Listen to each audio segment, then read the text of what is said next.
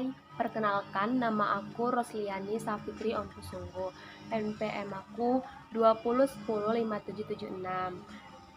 Priodi S1 Manajemen Setia Sultan Agung Pematang Siantar.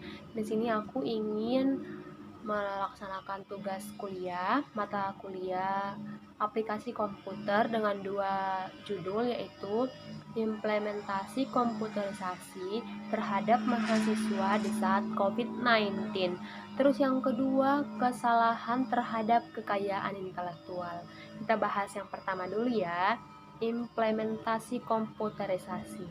Implementasi itu seperti penerapan, pelaksanaan, atau tindakan untuk supaya sesuatu yang kita rencanakan itu terlaksana. Lalu bagaimana pelaksanaan komputer terhadap mahasiswa di saat COVID-19? Kita tahu Indonesia saat ini digegerkan dengan COVID-19 yang semakin melebar. COVID-19 yang berasal dari Cina membuat beberapa warga di dunia, bahkan hampir semua warga di dunia itu risau, khawatir. Bahkan tidak sedikit dari mereka yang harus mendapatkan COVID-19 yang berujung dengan kematian. Semenjak adanya COVID-19 di Indonesia, pemerintah Indonesia melakukan social distancing. Apa sih social distancing itu? Social distancing itu adalah langkah awal untuk mencegah atau memberhentikan supaya virus COVID-19 tidak tersebar dengan cepat. Karena COVID-19 itu tersebarnya bisa terjadi akibat kita bersentuhan tangan sama teman, berinteraksi dengan orang lain. Dia tersebarnya dengan cepat. Akibat adanya social distancing, masyarakat Indonesia dilarang untuk keluar rumah, sehingga mengharuskan masyarakat Indonesia itu bekerja dari rumah, bahkan belajar dari rumah. Di sini saya akan membahas tentang komputer, ada kaitannya dengan proses belajar mengajar. Akibat belajar dari rumah, mahasiswa Indonesia diwajibkan harus memiliki komputer atau bahkan smartphone supaya proses belajar mengajar dapat terlaksana dengan baik. Sejauh ini pelaksanaan daring masih berjalan dengan baik, meskipun ada beberapa kendala yang membuat mahasiswa kesulitan, tapi itu tidak menurunkan semangat mahasiswa untuk belajar. Di sini terus, apa sih manfaat komputer itu? Manfaat komputer itu begitu banyak, apalagi untuk dunia pendidikan. Yang pertama, pendidikan dapat memiliki variasi mengajar yang berbeda. Misalnya dari metode, praktek, kita diwajibkan untuk melaksanakannya dari komputer, sehingga kita dibuat untuk mengasah otak supaya lebih mampu. Yang kedua juga, kemampuan belajar peserta didik dapat meningkat dengan adanya komputer. Misalnya, mahasiswa diwajibkan harus lebih kreatif untuk memakai komputer agar komputer itu dapat bermanfaat dengan baik. Yang ketiga, komputer juga menjadi sarana informasi. Kita dapat mendapatkan berbagai informasi melalui komputer. Yang keempat, komputer juga sebagai alat komunikasi. Dengan komputer kita bisa berkomunikasi dengan teman, dengan sanak famili, bahkan yang jaraknya berbeda. Yang kelima, komputer juga dapat mempermudah kita melaksanakan pekerjaan. Namun di balik semua manfaat komputer untuk pelaksanaan daring, komputer juga memiliki kelebihan. Yang pertama, mahasiswa Indonesia harus memiliki komputer yang harganya tidaklah murah, dan itu semua membuat beban orang tua bertambah. Selain itu, untuk membuat komputer itu dapat berjalan dengan baik, kita juga harus memiliki data internet agar proses belajar kita dapat berjalan dengan baik. Nggak mungkin dong memiliki komputer tapi data internetnya tidak berjalan. Hello, bagaimana bisa?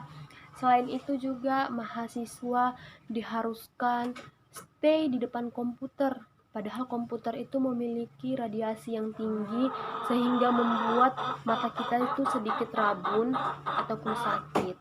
Terus Dengan kita memegang komputer atau bahkan handphone, orang tua berpikir kita hanya bisa bermain handphone, tidak belajar. Jadi perselisihan antara orang tua dapat terjadi akibat komputer. Banyak lagi kekurangan komputer.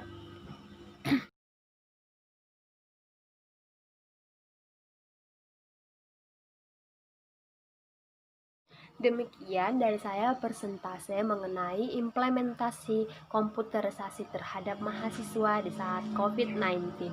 Kita masuk ke topik yang kedua ya teman-teman, yaitu kesalahan terhadap kekayaan intelektual. Kekayaan intelektual itu apa sih? Kekayaan intelektual adalah istilah yang dipergunakan untuk merujuk kepada seperangkat hak eksekutif yang masing-masing diberikan kepada seseorang yang telah menghasilkan karya dari olah pikirnya yang memiliki wujud, sifat, atau memenuhi kriteria berdasarkan undang-undang yang berlaku. Misalnya tuh karya yang kita miliki itu adalah kekayaan intelektual. Kita juga mematuhi peraturan perundang-undangan untuk menerbitkan karya kita. Apa aja sih kekayaan intelektual itu? Kekayaan intelektual itu berupa hak cipta, hak kekayaan industri yang terdiri dari hak paten, merek, desain industri, desain tata letak sirkuit terpadu, rahasia dagang, dan indikasi geografis. Oke, selanjutnya kita masuk ke kesalahan yang sering terjadi terhadap kekayaan intelektual. Apa aja sih kesalahan yang sering terjadi itu? Yang pertama, mereknya belum terdaftar. Misalnya nih, aku memiliki usaha, kita sebut aja salon ya. Kita buat namanya Hanispa. Jadi aku udah mendirikan Hanispa itu cukup lama, bahkan udah memiliki cabang di mana-mana. Tapi akibat aku belum mendaftarkannya, dia belum resmi. Jadi adalah orang lain yang ingin mendaftarkan juga mendirikan usaha spa, tapi dia memakai nama usaha aku, Hanispa. Akibat aku belum mendaftarkan Hanispa sebagai belum memiliki sertifikat yang sah, jadi aku disuruh berhenti untuk memproduksi Hanispa, sehingga Hanispaku harus tutup. Mengapa demikian?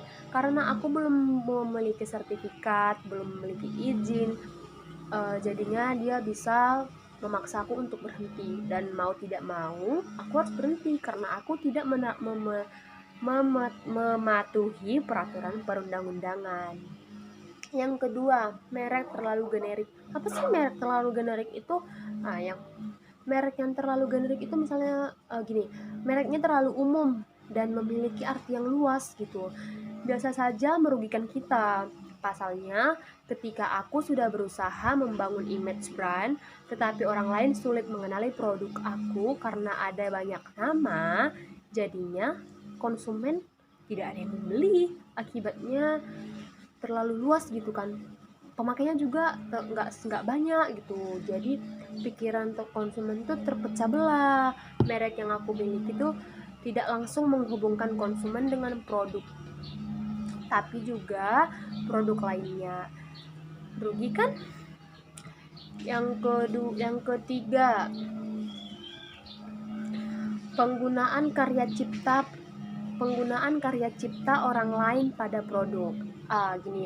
Aku tuh make karya cipta orang lain gitu supaya dia tuh usahanya bagus, aku pakailah karya cipta dia, jadinya aku mengcopy gitu. Jadi itu nggak boleh, itu kesalahan intelektual. Di sini aku juga memiliki penyelesaiannya. Jadi sebelum mendirikan sebuah usaha, sebaiknya kita harus perhatikan mereknya sudah kita daftarkan belum, sudah kita patuhi peraturan perundang-undangannya belum, sudah memiliki izin belum. Terus yang kedua, pilihlah merek atau nama produk yang kreatif supaya beberapa konsumen, seberapa orang yang ingin membelinya semangat gitu. Terus yang ketiga, jangan menggunakan hak karya cipta orang lain karena itu merupakan kesalahan, di undang-undang juga tertera. Terus di sini aku juga punya kesalahan kekayaan intelektual. Aku pernah menulis sebuah cerita. Jadi waktu SMA itu zaman-zamannya baca-baca Wattpad, cerita-cerita remaja. Jadi aku berinisiatif untuk menulis sebuah cerita. Tapi aku melakukan kesalahan intelektual, yaitu aku menggunakan karya cipta orang lain dengan judul yang berbeda, tapi alurnya sama, sehingga itu termasuk kesalahan terhadap kekayaan intelektual. Jadi permasalahan yang aku ambil, cara menyelesaikan permasalahannya itu yaitu aku menghapus karya ciptaku dan meminta maaf kepada pemilik karya cipta yang aku copy.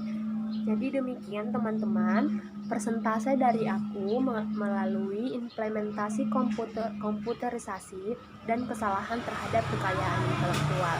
Semoga bermanfaat ya. Terima kasih sudah menonton. Sebelumnya aku mau ingatin dulu, COVID-19 masih ada di Indonesia. Jaga kesehatan ya. Terima kasih. Bye-bye.